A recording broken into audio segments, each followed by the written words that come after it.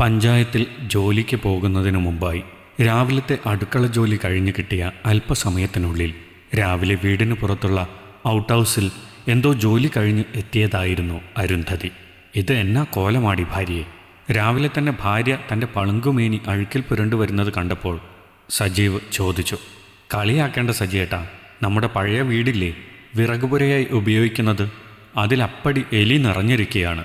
അവിടെ കൂട്ടിയിട്ടിട്ടുള്ള തേങ്ങയുടെ എണ്ണത്തിലും കുറവുണ്ട്. അതിന് വെറുതെ അടച്ചു വച്ചാൽ പോരാ, പൂട്ടിട്ട് പൂട്ടണം. ഞാൻ അതിനകം ഒന്ന് അടിച്ചു വൃത്തിയാക്കിയതാ. ആണോ, നന്നായി. പൂട്ടിവിടെ അലമാരയിലുണ്ടല്ലോ ഒരെണ്ണം. ഒരു ഉദ്യോഗസ്ഥയുടെ ജാടയൊന്നുമില്ലാതെ തൊടിയിലും പറമ്പിലും അവൾ കുറച്ച് അധ്വാനിക്കും. കർഷക കുടുംബത്തിൽ നിന്നും വന്ന പെണ്ണാണവൾ. അതിൻ്റെ ഗുണം കാണുമല്ലോ. ക്ലാർക്കായ അരുന്ധതിക്ക് അവരുടെ പഞ്ചായത്ത് ഓഫീസിൽ തന്നെയാണ് ജോലി. പിന്നെ സജിയേട്ടാ, എൻ്റെ ഫോണിൽ ബാലൻസ് ഇന്നലെ പാതിരാത്രി തീർന്നു. നെറ്റും ഫ്രീ കോളും ഇല്ല. നിൻ്റെ ഓഫീസിനടുത്ത് റീചാർജ് കടയൊന്നും ഇല്ലേ? ഉണ്ടല്ലോ, ഞാൻ അവിടെ നിന്ന് റീചാർജ് ചെയ്യാറില്ല എന്ന് അറിയാമല്ലോ. അപ്പോഴാണ് സജി ഓർത്തത് തൻ്റെ ഭാര്യ സുന്ദരിയാണെന്ന്. അയ്യോ വേണ്ട, ഞാൻ വൈകിട്ട് ഓഫീസിൽ നിന്ന് ജോലി കഴിഞ്ഞ് വരുമ്പോൾ ചെയ്യാൻ മതി.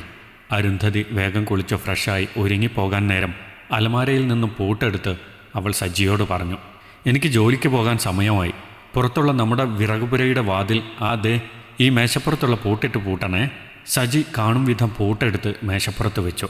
സജിയും പത്രം ഓഫീസിൽ ജോലിക്ക് പോകാൻ ഇറങ്ങുകയാണ്. അവരുടെ വീടിൻ്റെ 2 വ്യത്യസ്ത ധ്രുവങ്ങളിലാണ് സജിക്കും അരുന്ധതിക്കും ജോലി. ഒരാൾക്ക് തെക്കും ഒരാൾക്ക് വടക്കും പോകണം. ഞാൻ ഇറങ്ങാൻ നേരം പൂട്ടിയേക്കാമടി, നീ പോയിക്കോ, ബസ് മിസ്സാവണ്ട. പൂട്ടാൻ മറക്കല്ലേ, ബസ് വരാൻ നേരമായി, ഞാൻ പോവുക എന്നും പറഞ്ഞ് അരുന്ധതി ബാഗുമെടുത്ത് പുറത്തേക്കിറങ്ങി. അപ്പോഴാണ് മൊബൈൽ ഓർമ്മ വന്നത്. ബാഗ് തപ്പി നോക്കി. അയ്യോ, അത് വിറകുപുരയ്ക്കുള്ളിലാ. അവിടെ വൃത്തിയാക്കിയ ശേഷം ഒരു എലിപ്പെട്ടി കൂടി വെച്ചപ്പോഴാണ് പ്യൂൺ രാജൻ വിളിച്ചത്. അവൾ ഓർത്തു. അരുന്ധതി മൊബൈൽ അന്വേഷിച്ച് വേഗം വിറകുപുരയ്ക്കുള്ളിൽ കയറി. മുൻവാതിൽ മാത്രമുള്ള പഴയ അവരുടെ തന്നെ ഒരു വീടാണ് വിറകുപുരയായും ഔട്ട് ഹൗസ് പോലെയും ഉപയോഗിക്കുന്നത്. പുതിയ വീടിൻ്റെ മുമ്പിൽ തന്നെ ആയതുകൊണ്ട് വാതിൽ ചുമ്മാ ചാരിയിടുകയാണ് പതിവ്. അതിനകത്ത് ഒരു മുറി കൂടിയുണ്ട്. അതിനുള്ളിൽ വെച്ചാണ് രാജനോട് സംസാരിച്ച് ഫോൺ വെച്ചിട്ടുള്ളത്. അവൾ അതെടുക്കാൻ ചെന്നു. അപ്പോഴതാ അകത്തു കിടന്ന ഫോൺ റിങ് ചെയ്തുകൊണ്ടിരിക്കുന്നു. ഈശ്വര, ആരായിരിക്കും? അയ്യോ, രാഘവൻ സാർ. അവൾ ആത്മഗതം ചെയ്തുകൊണ്ട് ഫോൺ കയ്യിലെടുത്തു. അവളുടെ പഞ്ചായത്ത് ഓഫീസിലെ സെക്രട്ടറിയാണ് രാഘവൻ സാർ. എത്ര നേരമായി വിളിക്കുന്നു അരുന്ധതി നിന്നെ ഞാൻ. അത് സാർ, ഞാൻ ഫോൺ. അവൾ പറയുമ്പോഴേക്കും അയാൾ തുടർന്നു, അത് സാരമില്ല, ഇന്ന് ഞാൻ ലീവാണ്, അത് പറയാനാ വിളിച്ചത്. രാഘവൻ സാർ ഒരു കാര്യം 10 കാര്യമായി പറയും, പ്രത്യേകിച്ച് അരുന്ധതിയെപ്പോലുള്ള ഓഫീസ് ജീവനക്കാരോട്. അങ്ങനെ അയാളുമായി സംസാരിച്ചിരിക്കുകയാണ് അരുന്ധതി. ആ സമയത്ത് സജിയെ പിക്ക് ചെയ്യാൻ സുഹൃത്ത് ബൈക്കുമായി വന്നു. ദേ വരുന്നടേ, 1 മിനിറ്റ് എന്നും പറഞ്ഞ് സജി ഔട്ട് ഹൗസിൻ്റെ വാതിൽ വലിച്ചടച്ച് പൂട്ടിട്ട് പൂട്ടി. പിന്നെ സുഹൃത്തിൻ്റെ ബൈക്കിൽ കയറിപ്പോയി. രാഘവൻ സാർ കുടുംബസമേതം തീർത്ഥാടനത്തിന് പോകുന്ന കാര്യം പറഞ്ഞ് ഫോൺ വെച്ചു. അരുന്ധതി വാതിലിനരികിൽ എത്തിയപ്പോഴേക്കും വാതിൽ പുറത്തുനിന്ന് പൂട്ടി ഭർത്താവ് പോയിരുന്നു. സജിയേട്ടാ, വാതിൽ തുറക്കൂ, അരുന്ധതി ഒച്ചയിട്ടു. എവിടെ? സജി സുഹൃത്തിൻ്റെ ബൈക്കിൽ കയറി പോയില്ലേ?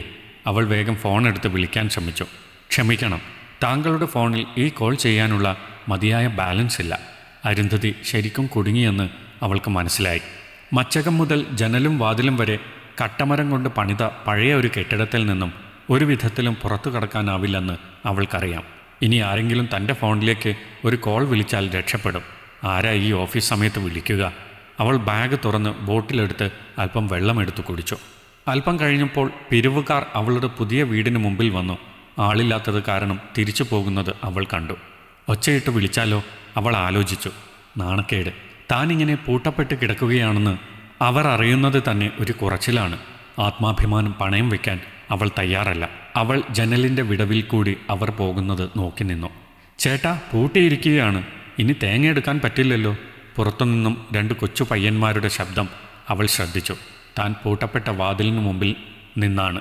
ശരിയാണല്ലോ, പൂട്ടിയിരിക്കുന്നു, വാ നമുക്ക് പോവാം. അവർ വേഗം സ്ഥലം വിട്ടു. അപ്പോൾ ഇതാണല്ലേ തേങ്ങാക്കള്ളന്മാർ, അവൾ ഉള്ളിൽ നിന്നും മനസ്സിലാക്കി. സമയം ഉച്ചയോടടുത്തു. ഈ സമയത്ത് സജിയുടെ പത്രം ഓഫീസിൽ നിന്നും ന്യൂസ് കവർ ചെയ്യാൻ വേണ്ടി സജിയെയും ടീമിനെയും അന്യസംസ്ഥാനത്തേക്ക് അയക്കാൻ തീരുമാനമാകുന്നത്. അന്നു രാത്രി വരാൻ പറ്റില്ലെന്ന് ഭാര്യയെ വിളിച്ചറിയിക്കാൻ വേണ്ടി സജി ഫോണെടുത്തു. അപ്പോഴാണ് അവൾക്ക് റീചാർജ് ചെയ്യാൻ പറഞ്ഞ കാര്യം ഓർമ്മ വന്നത്. അപ്പോഴേക്കും ലഞ്ച് ബ്രേക്കിന് സമയമായി. ഇനി ഏതായാലും ഭക്ഷണം കഴിച്ചിട്ട് ചെയ്യാം, അവൻ തീരുമാനിച്ചു. ഔട്ട് ഹൗസിൽ അകപ്പെട്ട അരുന്ധതിക്ക് ഊണു സമയമായപ്പോൾ വിശക്കാൻ തുടങ്ങി. ഒരേ സമയം അവൾക്ക് സങ്കടവും പറ്റിയ അബദ്ധമോർത്ത് ചിരിയും വരുന്നുണ്ട്. ബാഗ് തുറന്ന് ഭക്ഷണം കഴിച്ചു, വെള്ളവും കുടിച്ചു. അപ്പോഴതാ ഒരു പ്രശ്നം. ഒന്നിനു പോണം. ഭക്ഷണം കഴിച്ചാൽ ഓഫീസിൽ നിന്ന് പതിവുള്ളതാണ് ഈ ചടങ്ങ്. എന്നാ ചെയ്യും? അവൾ ആലോചിച്ചു. പക്ഷേ ഭക്ഷണത്തിന് ശേഷം പ്രസ് ടീമിൻ്റെ കൂടെ സജി ന്യൂസ് കവറിങ്ങിനായി യാത്രയായപ്പോൾ മാത്രമാണ് അരുന്ധതി റീചാർജ് ചെയ്യാൻ പറഞ്ഞ കാര്യം വീണ്ടും മനസ്സിലെത്തിയത്. അപ്പോഴേക്കും കുറേ ദൂരം സഞ്ചരിച്ചിരുന്നു. ഉടനെ സജി മരുമകൻ ദീപക്കിനെ വിളിച്ച് കാര്യം പറഞ്ഞു. അങ്കിൾ, ഞാൻ ഫുട്ബോൾ ഗ്രൗണ്ടിലാണ്, മാച്ച് നടന്നുകൊണ്ടിരിക്കുകയാണ്, കുറച്ച് ബിസിയാ. എങ്കിൽ പിന്നെ അരുന്ധതി തന്നെ ചെയ്യട്ടെ എന്ന് കരുതി. ഏകദേശം 4 മണിയാകുമ്പോൾ സജി വിളിച്ചു പറയാൻ ഫോണെടുത്തു. ഈ സമയം അരുന്ധതി ആ കെട്ടിടത്തിനുള്ളിൽ കിടന്ന് എരിപിരി കൊള്ളുകയാണ്. സജിച്ചേട്ടൻ്റെ ഫോൺ വന്നപ്പോൾ അവൾ പൊട്ടിക്കരഞ്ഞു, കുറേ പൊട്ടിത്തെറിച്ചു. കാര്യങ്ങൾ അറിഞ്ഞ് സജി കുറ്റബോധത്താൽ പകച്ചു. സംഭവത്തിൻ്റെ ഗൗരവമോർത്ത് അന്തം വിട്ടുപോയി. എന്താ ചെയ്യുക? അവനാണെങ്കിൽ കർണാടക ബോർഡറിൽ എത്താനായി. പൂട്ടിയിട്ട പൂട്ടിൻ്റെ ചാവി അവൻ്റെ കയ്യിലാണ്. സജി കർണാടകയിലേക്ക് പോവുകയാണ്. ഇന്ന് വരുന്നില്ല എന്നറിഞ്ഞ അരുന്ധതിക്ക് ആകെ ഭയമായി. അതോടുകൂടി സജി തൻ്റെ അടുത്ത വീട്ടിലെ പയ്യനായ സുഭാഷിനെ വിളിച്ച് പൂട്ടുപൊളിച്ച് അരുന്ധതിയെ ഔട്ട് ഹൗസിൽ നിന്നും രക്ഷിക്കാൻ പറയാനായി അവൻ ഫോണിലേക്ക് വിളിച്ചു. പക്ഷേ ഫോണെടുത്തത് അവൻ്റെ അപ്പൻ നെട്ടൂരാൻ കുഞ്ഞാപ്പുവാണ്. പുള്ളി നാട്ടിലെ കിണ്ണം, കിണ്ടി, കോഴി അങ്ങനെ അല്ലറ ചില്ലറ മോഷണവുമൊക്കെയായി പേരെടുത്ത വിദഗ്ധനാണ്. സുഭാഷാണെന്ന് കരുതി സജി കാര്യങ്ങൾ ഒറ്റശ്വാസത്തിൽ പറഞ്ഞു. ഒരക്ഷരം മറുപടി പറയാതെ കേട്ട നെട്ടൂരാൻ പിന്നെ ഫോൺ സ്വിച്ച് ഓഫ് ചെയ്തു.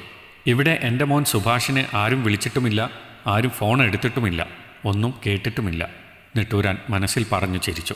തൻ്റെ അയൽപ്പക്കക്കാരൻ സജി സ്ഥലത്തില്ല. ഭാര്യയെ രാവിലെ അവൻ അബദ്ധത്തിൽ മറ്റൊരു വീട്ടിൽ പൂട്ടിയിട്ട് പോയി. കാര്യങ്ങൾ ആരും അറിഞ്ഞിട്ടില്ല. ഈ അരുന്ധതിയാണെങ്കിൽ മുടിഞ്ഞ സ്വർണ്ണക്കമ്പക്കാരിയാ. ഒക്കെ ഉള്ളത് ലോക്കറിൽ വെക്കുകയാണ് പതിവ്. പക്ഷേ നാളെ ഒരു കല്യാണമുണ്ടല്ലോ, അതിനായി എടുത്തുകൊണ്ട് വെച്ചിട്ടുണ്ടാവും, നെട്ടൂരാൻ മനസ്സിൽ കരുതി. രാത്രിയാവട്ടെ. നെട്ടൂരാൻ നല്ല അവസരം കാത്തുനിന്നു. നേരെ സന്ധ്യയോടടുത്തു. കർണാടകയിൽ കടന്നത് കാരണം സജിക്ക് ഈസി ചെയ്തു കൊടുക്കാനും പറ്റാതായി. മരുമകൻ ദീപക് ഫുട്ബോൾ ഗ്രൗണ്ടിൽ നിന്ന് വരുമ്പോൾ പാതിരാത്രിയാകും. സുഭാഷിനെ വിളിച്ചിട്ടുണ്ടല്ലോ, അവൻ പോയി പൂട്ടുപൊളിക്കും, സജി കരുതി. സജി വീണ്ടും ഭാര്യയെ വിളിച്ചു. സുഭാഷ് വന്നിട്ടില്ല എന്ന് അരുന്ധതി പറഞ്ഞപ്പോൾ സജി വീണ്ടും അവൻ്റെ ഫോണിൽ വിളിച്ചു നോക്കി. അത് സ്വിച്ച് ഓഫ് ആയിരുന്നു. അങ്ങനെ ദുഃഖിച്ചിരിക്കെ താൻ വെച്ച എലിപ്പെട്ടിയിൽ ഒരു എലി വീണിരിക്കുന്നത് കണ്ടു. അവൾക്കത് വിഷമമായി. ബന്ധനത്തിൻ്റെ കാഠിന്യം എന്തെന്ന് അവൾ അറിഞ്ഞുകൊണ്ടിരിക്കുന്ന നിമിഷം. ബന്ധനത്തിലാകുന്ന എല്ലാവരുടെയും ദുഃഖം ഒന്നാണ്. അവൾ ആ എലിയെ സ്വതന്ത്രമാക്കി. അതിനകത്ത് കറണ്ട് കണക്ഷനില്ല. അകത്ത് ഇരുട്ട് വ്യാപിച്ചു. അവൾ മൊബൈലിലുള്ള ടോർച്ച് ഓൺ ചെയ്തു വെച്ചു. സുഭാഷിൻ്റെ ഫോൺ സ്വിച്ച് ഓഫ് ആണെന്നറിഞ്ഞപ്പോൾ സജിക്ക് പിന്നെ അടങ്ങിയിരിക്കാനായില്ല. അവന് സംശയമുണ്ടായിരുന്നു ഫോണെടുത്തത് അവൻ്റെ അപ്പൻ നെട്ടൂരാനായിരിക്കുമെന്ന്. തുടർന്ന് സജി തൻ്റെ ക്ലബിലേക്ക് വിളിച്ചു. എടാ മനു, അരുന്ധതി എൻ്റെ ഔട്ട് ഹൗസിലെ റൂമിൽ പെട്ട് കിടക്കുകയാണ്. രാവിലെ ഞാൻ ആ വീട് പൂട്ടിയിട്ട് വരുന്ന സമയത്ത് അവൾ അകത്തു നിന്ന് ഫോൺ ചെയ്യുകയായിരുന്നു. എല്ലാവരെയും കൂട്ടി ഒന്ന് പോയിട്ട് അവളെ ഒന്ന് റിലീസ് ചെയ്യടാ. ഞാനിവിടെ കർണാടകയില്ല, നാളെ വൈകിട്ടേ എത്തുള്ളൂ. കേട്ട പാതി കേൾക്കാത്ത പാതി എല്ലാവരും നേരെ സജിയുടെ വീടിൻ്റെ മുകളിലുള്ള പഴയ വീട്ടിലേക്കെത്തി. ബന്ധനമുക്തനായ എലി ഓടിപ്പോകവേ പുറത്ത് സജിയുടെ കുറേ ഫ്രണ്ട്സ് വന്ന് പൂട്ട് തല്ലിപ്പൊളിച്ച് അരുന്ധതിയെ പുറത്തു കൊണ്ടുവന്നു. അരുന്ധതിക്ക് ആശ്വാസമായി. കരയണമെന്നോ ചിരിക്കണമെന്നോ അറിയാതെ കുറേ നിമിഷങ്ങൾ കടന്നുപോയി.